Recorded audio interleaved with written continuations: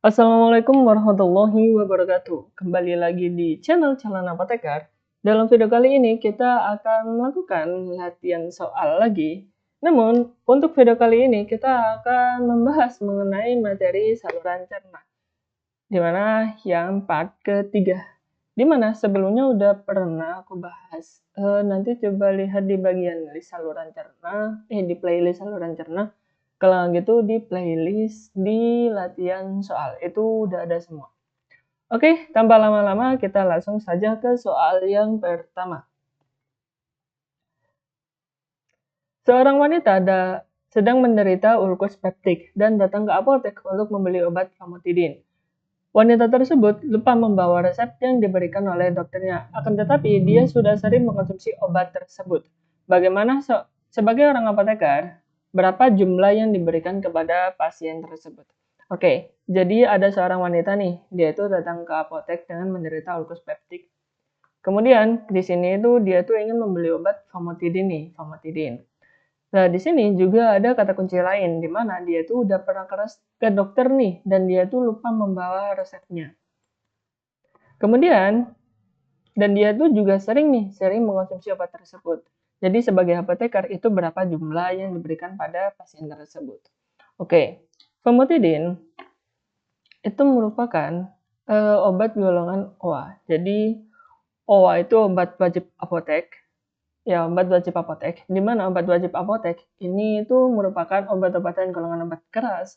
Kayak misal famotidin, terus ada lagi itu omeprazol. Lah di mana di situ itu seorang apoteker itu diberi wewenangan kayak gitu, diberi wewenang untuk memberikan kepada pasien tanpa adanya resep dokter.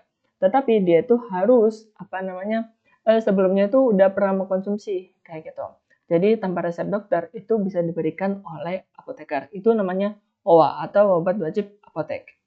Kemudian OA itu nanti ada dibagi menjadi 1, 2, dan juga 3. Sementara untuk famotidin dia itu termasuk golongan OA ketiga. Untuk OA ketiga yang famotidin dia tuh maksimal itu diberikan 10 tab. Baik sediaannya itu 20 mg 20 mg ataupun 40 mg. Jadi nanti kalau misalnya ada yang beli nih famotidin nih 40 mg, kekuatan sedianya 40 atau yang 20 mg, itu nggak apa-apa diberikan, tetapi dia tuh sebelumnya harus pernah mengkonsumsi nih, udah pernah mengkonsumsi. Atau dia tuh udah pernah ke dokter, kemudian lupa membawa resepnya, itu nggak apa-apa diberikan sebanyak maksimal itu 10 tablet, gitu. Kalau 12 tablet ya itu menyalahi aturan kayak gitu. Jadi, jawaban yang paling tepat untuk soal yang pertama yaitu yang B, 10 tablet.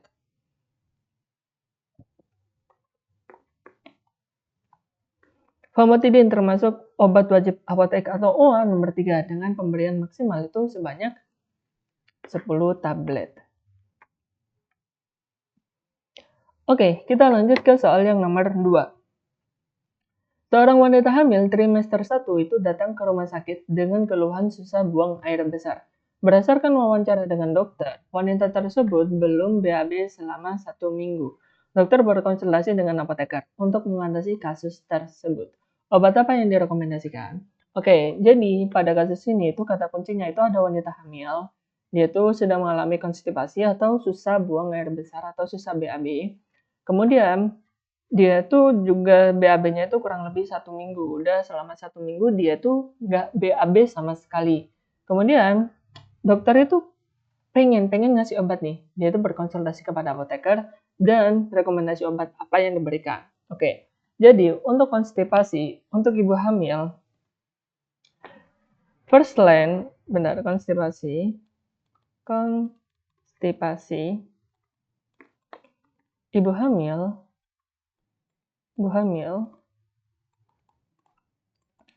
yang pertama, dia tuh diberikan golongan laksatif.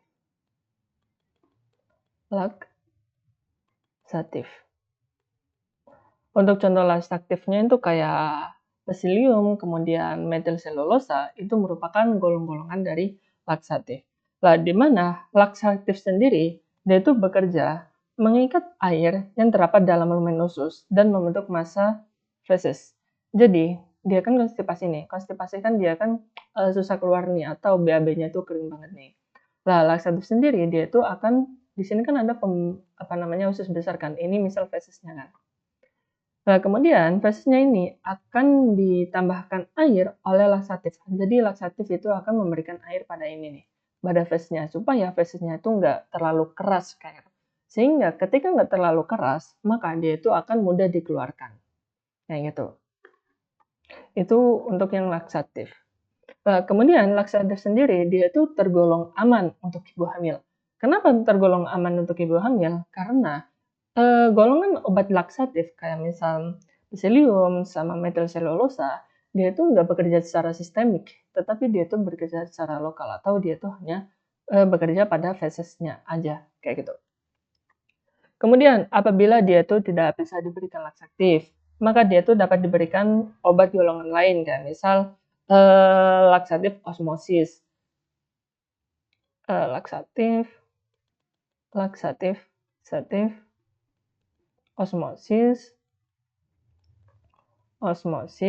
ini kayak misal contohnya itu laktulosa, kemudian PEG, kemudian sorbitol. Kemudian ada satu lagi laksatif stimulan. Untuk laksatif stimulan itu nanti contohnya ada bisakodil dan juga sena. Nah, tetapi dia itu dia itu cukup aman untuk ibu hamil. Dia itu cukup aman. Kenapa dibilang cukup aman? Karena dia tuh nggak terlalu berpengaruh signifikan apabila dia tuh dikonsumsi cuma 1 kali, 2 kali aja. Karena dia tuh juga akan diserap secara sistemik kan. Ditakutkannya kalau diserap secara sistemik nanti dapat mengganggu pertumbuhan si janinnya. Kemudian apabila dia tuh dikonsumsi jangka panjang, maka si laksatif stimulan ini ketika jangka panjang, dia tuh nanti akan mengganggu yang namanya keseimbangan elektrolit. Keseimbangan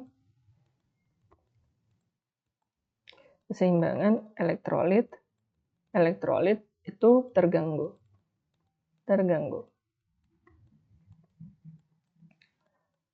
Makanya, first line dari konstipasi ibu hamil itu pemberian laksatif. Laksatifnya yaitu berupa Psyllium dan juga metilselulosa. Jadi jawaban yang paling tepat itu yang D, Psyllium. Ya, bul laksatif seperti Psyllium, kemudian metilselulosa dan kalsium polikarbofil merupakan suplemen serat yang mengembang dengan air untuk meningkatkan jumlah tinja. Jadi dia tuh mengikat air nih supaya tinjanya tuh nggak terlalu kering kayak gitu sehingga mudah dikeluarkan. Kemudian, obat-obat ini itu umumnya aman untuk jangka panjang pada wanita hamil dan seringkali menjadi pengobatan lini pertama untuk sembelit pada kehamilan yang tidak memberikan respon terhadap intervensi non-farmakologis. Kalau non-farmakologis ya cukup diberikan buah-buahan yang kaya akan serat kan, misal papaya, kemudian pisang, itu kan merupakan pemberian non-farmakologis kayak gitu. Oke, kita lanjut ke soal yang nomor 3. Seorang wanita berusia 28 tahun datang ke apotek dengan keluhan nyeri pada area ulu hati. Berdasarkan informasi dari pasien tersebut, dia sudah mengkonsumsi omeprazol, namun rasa sakit masih belum hilang. Sebagai seorang apoteker, obat apa yang dapat Anda berikan kepada pasien tersebut? Baik, kata kuncinya yaitu seorang wanita. Dia tuh datang ke apotek nih. Dia tuh datang ke apotek dengan keluhan nyeri nih. Keluhan nyeri. Kemudian dia itu udah mengkonsumsi omeprazol nih. Kemudian tetapi belum hilang nih. Sebagai seorang apoteker, obat apa yang dapat Anda berikan kepada pasien tersebut? Oke, jadi kalau misalnya ada pasien nyeri perut atau sakit pada area ulu hati nih, tetapi dia tuh udah mengkonsumsi omeprazol, kemudian udah mengkonsumsi antisida, ya kita tuh dapat memberikan yang namanya H2RA. H2RA, di mana contoh H2RA itu merupakan ranitidin. ranitidin, famotidin, itu merupakan golongan H2RA. Di mana ranitidin dan juga famotidin itu termasuk golongan OA3. OH3. Di mana OH3 ini masih boleh diberikan oleh apoteker, kayak gitu. Dan di sini juga ada terdapat kata kunci di apotek, kayak gitu. Jadi ya kita boleh sih memberikan ranitidin sebagai pilihan tambahan untuk apabila omeprazol itu nggak mempan. Jadi jawabannya yang paling tepat itu yang A. Oke, terdapat satu kejanggalan. Kalau apa ya? Kalau secara kasus pribadi ya, kalau misal lu udah pernah mengonsumsi omeprazol nih, kemudian datang ke apotek nih. Nah, itu seharusnya kalau misal udah dalam 1 minggu nih, 1 minggu atau 3 hari lah, 3 hari atau 1 minggu lah, udah mengonsumsi omeprazol, namun rasa sakit itu masih nggak hilang nih. Maka pilihan yang paling tepat itu harusnya direkomendasikan untuk dilakukan pemeriksaan lanjut ke dokter, gitu. Jadi kalau misal pemberian ranitidin ya, aku kira nggak sesuai aturan kayak gitu. Ya kalau aturannya ya dirujuk ke dokter, soalnya dia kan udah pernah mengonsumsi omeprazol. Kecuali dia tuh belum pernah mengonsumsi sama sekali, kayak gitu. Itu baru bisa dilakukan suami medikasi. Kayak gitu. Jadi kalau untuk kasus ini kan berhubung cuma obat apa yang dapat diberikan ya, pilihannya ya ranitidin, kayak gitu. Kalau lansoprazol itu enggak. Cimetidin bukan, ini juga misoprostol apalagi. Jadi jawaban yang paling tepat yaitu yang A. Ranitidin merupakan OA nomor 3 sehingga dia tuh bisa diberikan tanpa resep dokter. Kayak gitu. Oke, kita lanjut ke soal yang nomor 4.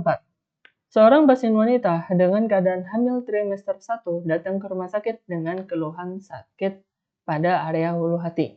Setelah dilakukan pemeriksaan, dokter mendiagnosis pasien tersebut menderita ulcus pepticum akibat infeksi H. pylori atau Helicobacter pylori.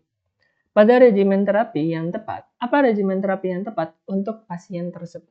Oke, kata kuncinya dia tuh seorang wanita, dia tuh sedang hamil, kemudian datang ke rumah sakit, merasakan nyeri pada ulu hati, kemudian dia tuh menderita ulcus peptic dan terinfeksi Helicobacter pylori.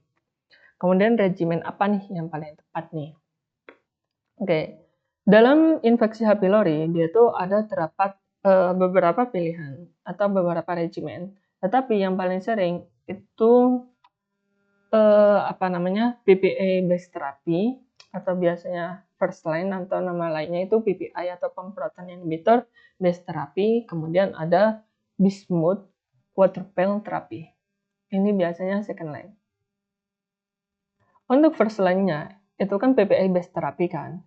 Di mana PPI based therapy itu kombinasinya pakai 3 obat, yaitu PPI omeprazole atau lansoprazole, kemudian ditambahkan dengan clarithromycin, kemudian ditambahkan dengan amok. Kalau nggak gitu ya diberikan metro. Ini untuk first line. Kemudian kalau bismuth cold therapy atau kombinasi bismuth kombinasi 4 terapi atau 4 obat, di mana untuk obatnya itu ada PPI atau H2RA, kemudian kita tambahkan dengan bismuth, kombinasi dengan bismuth, kemudian dikombinasi dengan metro, kemudian dikombinasi dengan tetra. Oke, jadi untuk kasus ini dia kan wanita hamil nih. Nah, wanita hamil kalau di first line yang pertama, dia tuh nggak ada kontraindikasi apapun. Atau obat tersebut itu nggak ada yang kategori kehamilannya itu X ataupun ya nggak ada kategori X. Atau dia tuh masih tergolong aman untuk ibu hamil. PPI itu aman, clarithromycin aman, amok aman, kemudian metro juga aman. Kemudian kalau di yang second line, dia tuh kalau nggak salah tetracycline itu apa ya? dia itu tidak boleh diberikan untuk ibu hamil, kayak gitu. Jadi tetra ini nggak kontraindikasi terhadap ibu hamil, kayak gitu. Jadi pilihan yang paling tepat untuk soal ini yaitu yang mana ya? Yang PPI, yang mau clarithrol. Yang A ini. Ini PPI, ini amok, ini clarithrol. Jadi jawaban yang paling tepat yaitu yang kalau meprazol, amok, metro ini nggak bisa jadi satu. Kemudian rani, amok, metro nggak bisa. Ome, bismut, metro ini nggak ada kombinasinya. Ome, bismut, metro, tetra. Ini nggak boleh untuk ibu hamil. Jadi jawabannya paling tepat yaitu yang A. Nah, ini first line itu PPI, clarithrol, amok, ataupun metro. Kemudian kalau second line-nya itu dapat diberikan PPI atau H2RA plus bismut plus metronidazole dan juga plus tetracycline. Jadi jawaban yang paling tepat itu yang A. Oke, sekarang kita lanjut ke soal yang nomor 5. Seorang wanita hamil trimester 1 datang ke puskesmas untuk kontrol rutin. Pasien mengeluh mual muntah. Dokter berniat meresepkan pyridoxine untuk mengatasi keluhan pasien. Namun, stok pyridoxine di puskesmas sedang kosong sehingga diresepkan obat lain. Obat apakah yang dapat diberikan untuk pasien tersebut? Oke, jadi kata kuncinya itu ada seorang wanita hamil nih, trimester 1 lagi. Kemudian dia tuh sedang kontrol rutin. Pasien mengeluh mual muntah nih, berarti gejalanya tuh mual muntah. Nah, untuk mual muntah, untuk ibu hamil dia tuh biasanya diberikan pyridoxine atau vitamin B6. Dokter berniat meresepkan pyridoxine untuk mengatasi keluhan pasien, namun stok pyridoxine dia tuh habis. Jadi second line dari mual muntah pada ibu hamil. Itu apa? Kayak gitu. Nah, untuk ibu hamil, untuk mual muntah,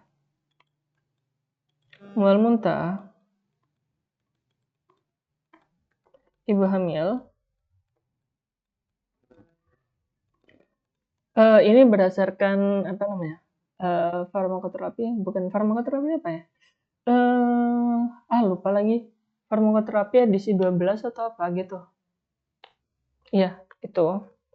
Kalau mual muntah pada ibu hamil, first line yang digunakan itu merupakan pyridoxine atau vitamin B6. Tetapi dalam bukunya itu dijelaskan dengan atau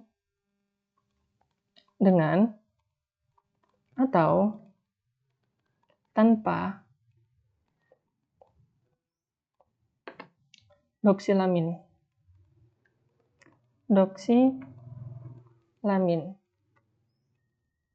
Ini untuk first line-nya. Jadi bisa B6 tunggal atau kombinasi dengan doxilamin. Kemudian untuk second line-nya, dia itu dapat diberikan dimenhidrinat, kemudian diphenhidramin, dipen, kemudian chlorperazine, prochlor, atau promethazine.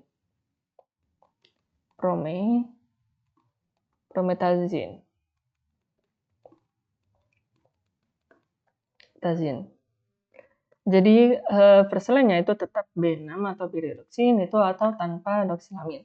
Oke, kembali ke soal. Namun di dalam pilihannya itu yang paling masuk akal itu merupakan doxilamin. Nah, tetapi yang jadi permasalahan itu kan first line itu kan B6 dengan atau tanpa doxilamin atau B6 tunggal atau B6 dengan kombinasi doxilamin. Di sini itu tidak ada yang menjelaskan bahwasanya doxilamin itu dapat diberikan secara tunggal, kayak gitu. Jadi mungkin ini itu sedikit ambigu karena apa? Ya dalam panduannya itu cuma B6, perselanya itu B6 atau dengan atau tanpa B6 tunggal atau kombinasi dengan doxilamin. Tidak ada yang menjelaskan doxilamin secara tunggal, kayak gitu. Ya kalau misal agak rancu sih kalau itu. Kalau misal terdapat pilihan yang lain nih, kayak misal dimenhidrinat, kemudian diphenhidramin, kemudian chlorperazine, kemudian promethazine, itu ya pilih yang ini aja. Kayak gitu. Karena kalau doksilamin dia itu tidak dijelaskan, dia itu dapat diberikan secara tunggal untuk mengatasi mual muntah pada ibu hamil gitu. Jadi tapi kalau jawaban yang paling masuk akal di sini ya doksilamin kayak gitu. Soalnya nggak ada pilihan yang ini nih, nggak ada. Kayak gitu. Nah, lini pertama untuk ibu hamil yaitu piridoksin dengan atau tanpa doksilamin nih. Dengan atau tanpa, yang jadi permasalahan itu dengan atau tanpa, atau dia tuh bisa diberikan piridoksin secara tunggal maupun dia tuh dapat dikombinasi. Tetapi dia tuh nggak ada dijelaskan nih. Doksilamin itu dapat diberikan secara tunggal. Itu nggak dijelaskan sih kalau dalam bukunya itu. Ya di Piro edisi 12 itu nggak dijelaskan. Mungkin saya kurang baca atau gimana ya, atau bisa itu mungkin nanti tolong dikoreksi aja lah ya, kayak gitu. Untuk alternatifnya itu dapat diberikan dimenhidrina, diphenhidramin, kemudian prokormazin, dan juga promethazine. Itu dapat diberikan. Oke, kita lanjut ke soal yang nomor 6. Seorang pasien laki-laki berusia 31 tahun datang ke rumah sakit dengan keluhan nyeri pada bagian ulu hati. Setelah dilakukan pemeriksaan oleh dokter, ternyata pasien tersebut itu menderita ulcus pepticum akibat infeksi H. pylori, Helicobacter pylori, tetapi pasien memiliki riwayat alergi antibiotik clarithromycin. Dokter berkonsultasi dengan apoteker untuk memberikan rekomendasi obat pada kasus ini. Sebagai apoteker, rekomendasi apa yang dapat Anda berikan untuk pasien tersebut? Oke, kata kuncinya itu ada di pasien laki-laki, itu normal. Kemudian dia tuh menderita ulcus pepticum akibat Helicobacter pylori, yaitu terkena infeksi H. pylori. Kemudian dia tuh alergi terhadap antibiotik clarithromycin. Jadi kata kuncinya yaitu infeksi H. pylori, Helicobacter pylori, kemudian dia tuh alergi terhadap clarithromycin. Pernah kita bahas tadi di soal yang keempat atau berapa gitu ya? Yang 4. Dimana kalau first line-nya itu yang pertama dia kan PPI nih, PPI clarithrol amok. Berarti PPI itu nggak bisa diberikan nih. Yang first line itu nggak bisa, PPI base terapi nggak bisa. Soalnya dia tuh terdapat clarithromycin. Sehingga kita tuh bisa menggunakan yang second line-nya atau bismuth quad-pol terapi atau kombinasi 4 terapi. Lah di mana kombinasinya yaitu ya PPI. Kalau nggak itu ya H2RA kemudian plus bismuth, kemudian plus metro, kemudian plus tetra. Jadi jawaban yang paling tepat itu yang mana ya? Bentar. Ini omeprazole amok, metro itu nggak ada di kombinasi. Ome amok metro nggak ada kombinasi. Rani amok metro nggak ada kombinasi. Metro Rani salah. Yang ini omeprazole, bismuth, metro dan juga tetra. Jadi jawaban yang paling tepat yaitu yang E. Nah ini udah kan ya, tadi versi lainnya PPI, clarithrol, amok ataupun metro. Kemudian kalau second line-nya itu pakai PPI atau H2RA plus bismuth plus metro plus tetracycline. Jadi jawaban yang paling tepat itu yang E. Oke, kita lanjut ke soal yang nomor 7. Seorang pria berusia 35 tahun datang ke apotek dengan keluhan tidak bisa BAB selama 1 minggu. Apoteker merekomendasikan tablet Bisakodil untuk mengatasi gejala konstipasi yang dialami pasien tersebut. Kapan waktu penggunaan tablet Bisakodil yang tepat? Oke. Jadi kata kuncinya yaitu kan nggak ada kata kunci sih. Cuma ditanya nih, kapan waktu minum tablet Bisakodil yang tepat tuh kapan kayak gitu. Jadi, di dalam Bisakodil itu terdapat dua sediaan. Yang pertama itu ada tab, yang satu lagi supo. Di mana kedua ini itu memiliki perbedaan, di onsetnya itu berbeda kayak gitu. Di mana kalau tablet Bisakodil itu onset kerjanya itu 6 sampai 12 jam. 12 jam. Kemudian kalau suppositoria dia itu 5 sampai 60 menit. Jadi, kalau kita analogikan sederhana, ini kan 6-12 jam. Kalau misal kita minum pagi hari, berarti otomatis ya, kita BAB-nya tuh siang ataupun malam kayak gitu. Nah, kalau siang itu nanti dapat mengganggu pekerjaan kita, kalau misal kita sedang bekerja. Ataupun kita bisa mengganggu aktivitas kita pada siang hari. Makanya kalau tablet Bisakodil, itu dia tuh direkomendasikan itu diminum pada malam hari atau menjelang tidur malam hari. Kenapa malam hari? Ya bukan ditakutkannya apa ya? Dikira-kira kalau kita minum malam hari ini, kemudian onsen kerjanya 6-12 jam, maka otomatis pagi hari kita tuh udah mendapatkan efek dari bisakodilnya gitu. Sehingga pagi hari kita itu melakukan BAB kayak gitu. Sehingga siangnya kita tuh udah nggak udah nggak pengen BAB lagi lah, udah bebas dari BAB kayak gitu. Udah bebas dari sembelit kayak gitu. Jadi kita tuh rekomendasinya minum tuh malam hari kayak gitu. Lah kemudian untuk yang subuh itu ya bebas-bebas aja kayak gitu. Kita bisa minumnya tuh pagi-pagi hari atau ya pagi hari kan misal jam 4 atau jam 5 kayak gitu. Kemudian kita tuh mendapat efeknya kan mungkin jam 6 atau jam 5 kayak gitu. Lah itu kan masih belum merupakan jam-jam aktivitas kayak gitu. Jadi ya aman-aman aja kayak gitu. Kemudian juga dapat diberikan malam hari atau sore hari atau sesudah aktivitas kita bekerja kayak gitu. Ya bisa-bisa aja kayak gitu karena onsetnya tuh relatif lebih cepat daripada yang tablet kayak gitu. Jadi yang jawaban yang paling tepat itu yang malam hari. Nah ini tablet Bisakodil itu onsetnya 6-12 jam setelah diminum.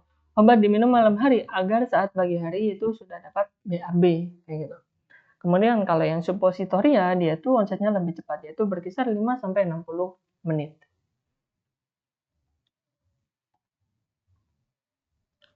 Oke, kita lanjut ke soal yang nomor 8. Seorang pasien bayi berumur 9 bulan mengalami keluhan buang air besar secara terus-menerus. Konsistensi feses cair, tidak berdarah dan tetap berlendir, dan mata cekung. Dokter mendiagnosis pasien tersebut mengalami diare non-infeksius dengan dehidrasi ringan. Pasien diresepkan oral dan tablet zinc. Bagaimana cara aturan pakai dari zinc? Oke. Jadi kata kuncinya tuh dia tuh bayi, dia tuh sedang mengalami diare.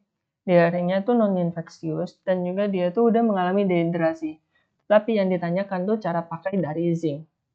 Nah, di mana cara pakai dari zinc itu nanti dibedakan menjadi dua. Ada yang pasien dengan usianya tuh di bawah 6 bulan. Ada yang lebih dari 6 bulan.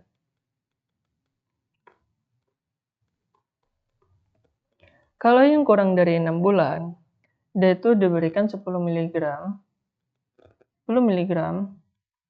per hari itu selama 10 hari. 10 hari. Sedangkan kalau yang lebih dari 6 bulan, dia itu diberikan 20 mg satu hari selama 10 hari.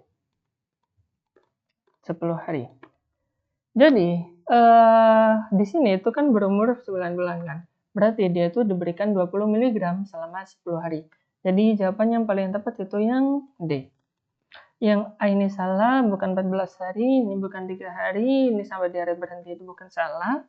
Kemudian ini pemberian 10 gram ini salah. Jadi jawaban yang paling tepat itu yang D. Pemberian tablet zinc 20 mg selama 10 hari.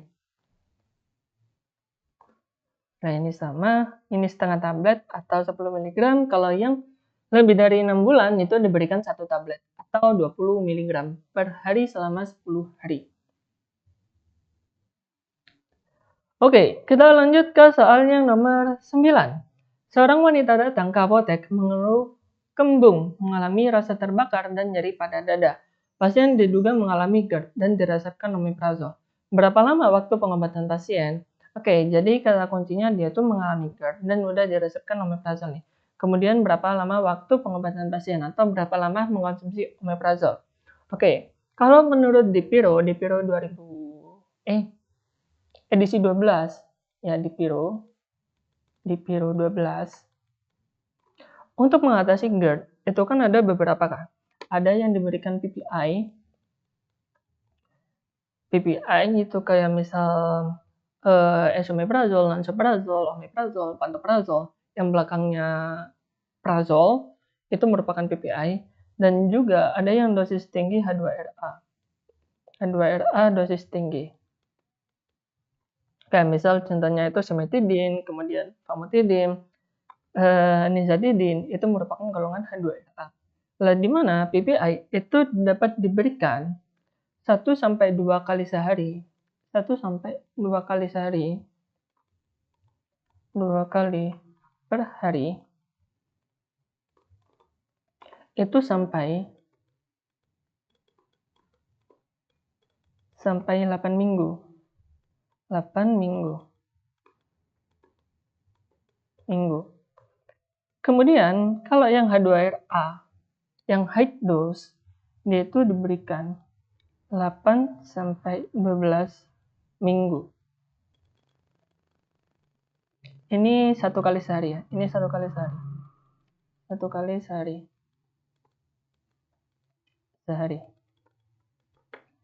Jadi kalau yang PPI itu 1-2 kali sehari sampai 8 minggu. Tetapi di sini tuh nggak dijelasin nih. Nggak ada yang sampai 2 minggu, sampai 8 minggu. Tetapi di sini ada jawaban yang paling mendekati, yaitu 4-8 minggu.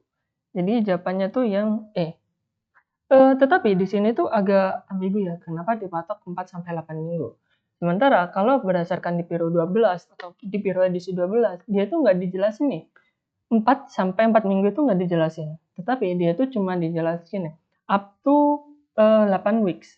Atau dia tuh sampai 8 minggu kayak gitu. Nggak ada patokan 4-nya. Jadi kalau kita telah lebih lagi, kalau misal ada pilihan sampai 8 minggu, dibanding 4-8 minggu, ya pilih aja yang sampai 8 minggu, kayak gitu. Karena di sini tuh nggak dijelasin secara spesifik, 4-8 minggu itu enggak. Tapi dia tuh sampai 8 minggu aja, kayak gitu. Berbeda halnya dengan H2RA. Dimana kalau H2RA yang high dose itu di sana tuh dijelasin, atau di Dipiro tuh udah dijelasin nih. 8-12 minggu itu udah dijelasin, kayak gitu. Jadi jawaban yang paling tepat adalah yang 4-8 minggu. Gitu. Nah, ini terapi sintomatik GERD, perubahan gaya hidup plus H2RA. Ini salah, harusnya 8 ini, 8-12 minggu, atau PPI itu 4-8 minggu. Wah, pantesan ini edisi yang ke-9, bukan edisi yang ke-12. Kalau yang 12 itu sampai 8 minggu. Kayak gitu. Harusnya. Mungkin ada literatur lain yang udah update, atau literatur yang dari Indonesia, itu untuk terapi GERD itu pakai PPI itu berapa minggu, kayak gitu. Soalnya ini pakai yang di Piro edisi ke-12. Mungkin nanti ada yang cari referensi lain yang dari Indonesia, mungkin bisa di-share di kolom komentar. Oke, kita lanjut ke soal yang terakhir, atau soal yang nomor 10. Seorang pasien berusia 35 tahun datang ke apotek ingin membeli obat anti diare. Pasien mengalami diare sejak 1 hari yang lalu. Oleh apoteker itu diberikan kaolin sirup. Bagaimana mekanisme obat tersebut? Oke. Jadi, kaolin sirup itu termasuk golongan absorben. Lah, di mana golongan absorben yang lainnya itu ada yang namanya kaolin. Ini kan kaolin, contoh obatnya itu kaolin. Kemudian ada atapulgit.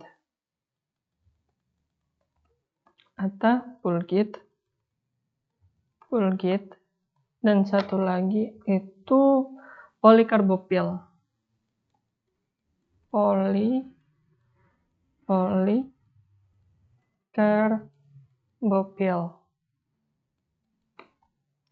Jadi ada 3 obat nih, kaolin, atapulgit, dan juga polikarbopil. Lah, di mana mekanisme dari absorben? Dia itu kan harusnya menyerap bakteri atau racun yang menyebabkan diare, atau dia itu menyerap racun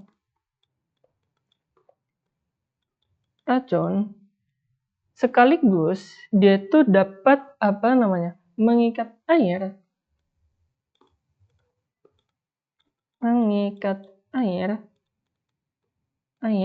dalam feses.